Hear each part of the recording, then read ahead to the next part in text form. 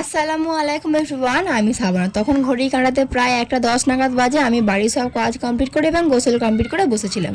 আমার হাজব্যান্ড রাস্তার দিকে ছিল, হঠাৎ করে আমাকে এসে বললো চলো আজকে আব্বুজিদের বাড়িতে ঘুরতে যাব।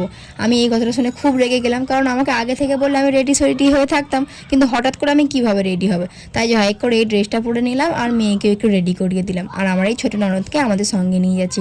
আমরা বেরিয়ে পড়লাম আব্বুজিদের বাড়ি যাওয়ার উদ্দেশ্যে। দুপুর হয়ে যাওয়ার কারণে সব দোকান বন্ধ ছিল, তাই শুধু কোল্ড ড্রিঙ্কস আর আইসক্রিম নিয়ে চলে গেলাম। গিয়ে ওখানে সবার সঙ্গে একটু বসে বসে গল্প করছিলাম। তারপর লাঞ্চের সময় হয়ে গেল।